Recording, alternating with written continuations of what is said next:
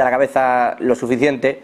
La verdad, Adrián, Eduardo, India quiere posicionarse poquito a poco, lo hemos comentado aquí en alguna que otra ocasión, poco a poco está sacando los pies, ya no del tiesto, del barreño, del océano, de todas partes, para demostrar que tiene una potencia importante en lo económico y sobre todo en lo tecnológico, que está dando el salto, sin hacer mucho ruido, está dando el salto tecnológico prácticamente antes que Estados Unidos o China, si me permitís. Muchos de los sectores que luego administran y se suministran o se sirven de ello, China y Estados Unidos, viene precisamente de India.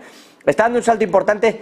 Yo no sé hasta qué punto esto molesta a China, que ya saben que no mandará a su presidente a la reunión del G20, pero ¿qué esperáis vosotros de esta reunión del G20 en Nueva Delhi? ¿Va a salir India reforzado como actor intermedio, no claramente posicionado en ninguno de los dos bloques y con grandes acuerdos comerciales en este mundo raro? Adrián. Sí, vamos a ver. Bueno, la imagen de India va a salir reforzada, está claro, ¿no? Yo no creo que existan dudas en este momento desde el punto de vista del posicionamiento de India en alguno de los dos bloques. Es decir, su posicionamiento con el bloque de los BRICS yo creo que es clarísimo. Estas aparentes o supuestas disputas con China que siempre han existido, pero claro, desde el punto de vista de disputa económica, India está lejísimos. Es decir, esa voluntad teórica de llegar o de competir económicamente con China es una voluntad teórica estratégica de muy largo plazo. India tiene problemas estructurales, sociológicos tremendos para extender a capas importantes de la población ese desarrollo tecnológico que consigue en ciertos sectores. Bueno, a esto le podríamos dar muchas vueltas, pero de cualquier forma yo creo que India está haciendo gestos de reforzar su internacional sin que eso cuestione en absoluto su pertenencia al BRICS, e incluso ahora están haciendo gestos de reforzar su autonomía frente a Occidente. Este gesto del que se está hablando ahora mucho, de incluso de cambiar el nombre del país, se está hablando, ¿no?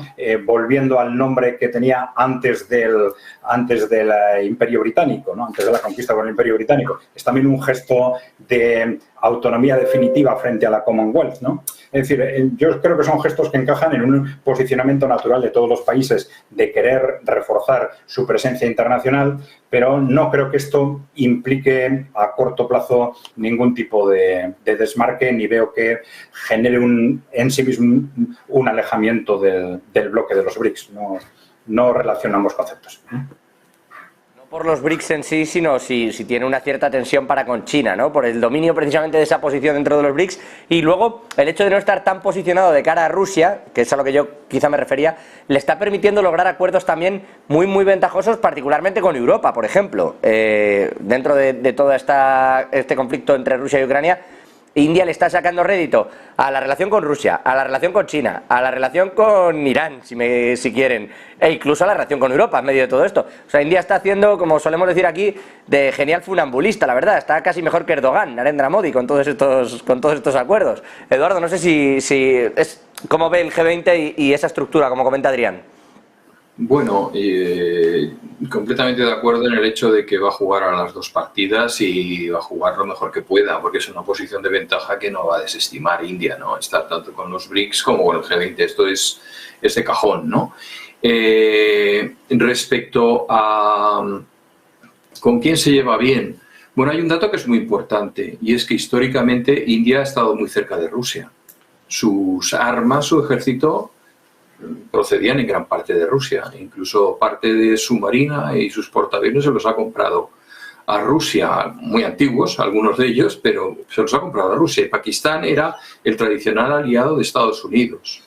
Yo he escuchado a muchas personas sesudas diciendo que uno de los lugares en donde más posibilidades tiene de estallar un conflicto nuclear es precisamente entre Pakistán y China, ¿no? India, si lo vemos desde el punto de vista económico, tiene enormes posibilidades de futuro.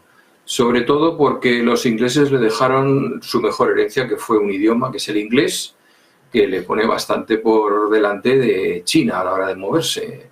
Yo recuerdo cuando acabó, bueno, no lo recuerdo porque no estaba, haberlo leído, ¿no? Cuando acabó la Segunda Guerra Mundial y se hizo el famoso informe de la espada y el crisantemo para la ocupación de Estados Unidos de Japón. y señalaban una de las razones por las cuales Japón lo tenía mal para volver a montar un imperio, porque tenían un idioma indescifrable con un alfabeto invendible, ¿no? Bueno, pues esto mismo le pasa a China, es un condicionante importante.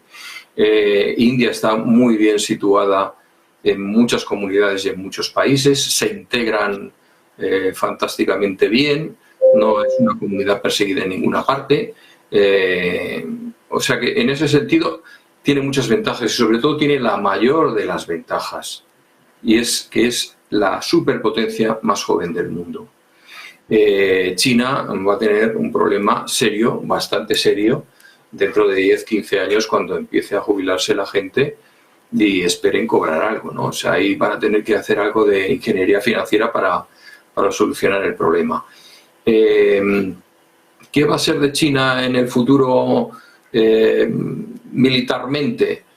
Pues yo creo que aspira, como absolutamente todos, a tener voz y voto en el sur de Asia, ¿no? Y tiene que asegurarse sus recursos.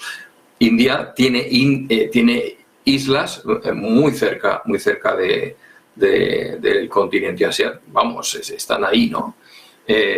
O sea que puede reclamar también derechos de pesca, etcétera, que son temas muy interesantes y muy a debate.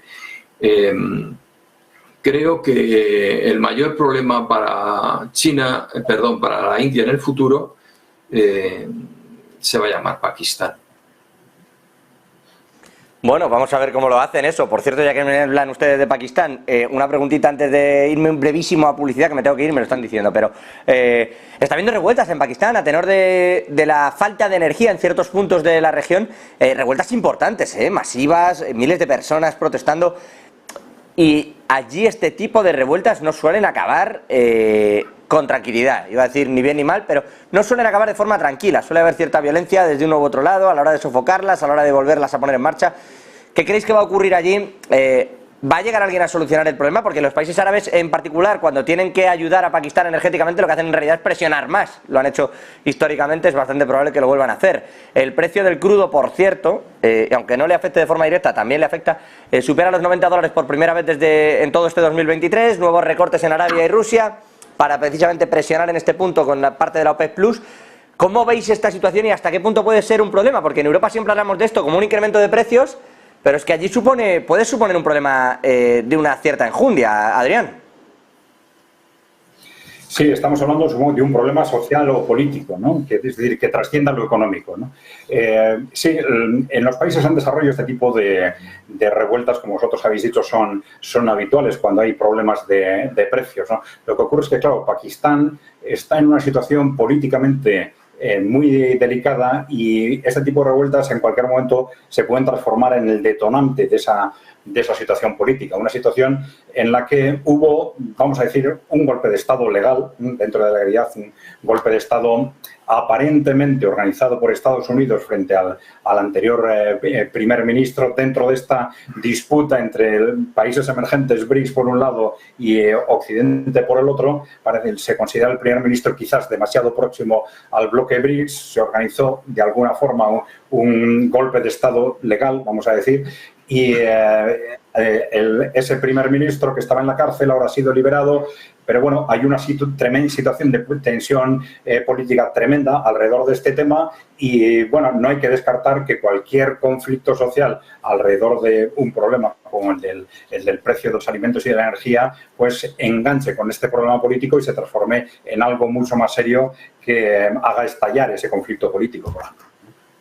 Sí, yo creo que el conflicto de la energía y de su coste es la mecha de una bomba, que es la situación política en Pakistán. Yo creo que este es el fondo de la cuestión. El señor Khan, que era el anterior presidente que fue invitado a abandonar sus funciones, no olvidemos que el año pasado incluso pues tuvo un atentado con la intención de acabar con su vida, ¿no? Es decir, así se las gastan por ahí, con lo cual, pues bueno, no somos, yo no, al menos desde luego no soy muy optimista respecto a que esto vaya a parar.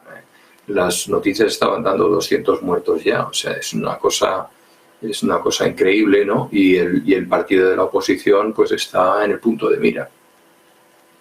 a ver si pasa de ahí a